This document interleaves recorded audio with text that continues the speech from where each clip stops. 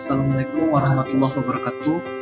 Perkenalkan, nama saya Doni Pasrianto, NIM 201020204004. Lokal 3A, Lesan Pengampu, Bapak Hendra Ladrima, SSI MPD.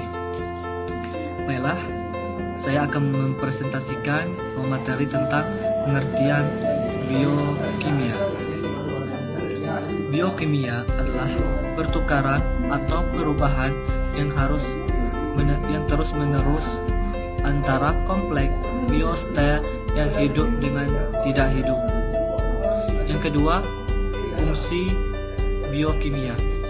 Fungsi biogeokimia adalah sebagai siklus materi yang mengembalikan semua unsur-unsur kimia yang sudah terpakai oleh semua yang ada di bumi, baik komponen biotik maupun abiotik, sehingga kelangsungan hidup di bumi dapat terjaga.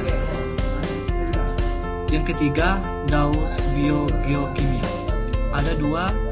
Yang pertama, daur edafik, yaitu daur edafik merupakan daur unsur kimia. Pada daur tersebut tidak pernah membentuk gas udara. Seterusnya, daur atmosferik, yaitu daur atmosferik adalah daur yang unsur kimia pada daur tersebut mengalami fase berbentuk gas di udara. Satu, siklus air. Siklus hidrologi merupakan siklus air yang berasal dari bumi, kemudian menuju ke atmosfer dan kembali lagi ke bumi, yang berlangsung secara terus-menerus karena bentuknya memutar dan berlangsung secara terus-menerus. Inilah yang menyebabkan air seolah-olah tidak pernah habis. Di sebelah kiri di monitor telah terdapat contoh, bisa kita lihat secara seksama, yaitu hujan dan salju, seterusnya sampai ke sungai dan bisa dilihat secara langsung. Selanjutnya yang kedua, karbon atau oksigen. Siklus karbon adalah sirkulasi dan transformasi karbon bolak-balik antara makhluk hidup dan lingkungan selama siklus karbon. Hewan dan tumbuhan menambahkan karbon dioksida ke atmosfer melalui respirasi. Sel dan tanaman menghilangkan karbon dioksida melalui fotosintesis. Siklus oksigen dan karbon terdapat contoh yang bisa dilihat di monitor. Kemudian yang ketiga, siklus nitrogen. Siklus nitrogen adalah proses di mana nitrogen dari atmosfer diubah menjadi bentuk yang dapat digunakan oleh tanaman dan hewan. Contohnya bisa kita lihat di sebelah kiri layar. Contoh dari siklus nitrogen. Selanjutnya, siklus fosfor. Siklus fosfor dapat didefinisikan sebagai siklus biokimia yang memberikan gambaran tentang pergerakan fosfor dalam bidang ekosistem melalui litosfer dan hidrosfer, termasuk juga biosfer. Seterusnya, kajian kuantitatif dari siklus biogeokimia.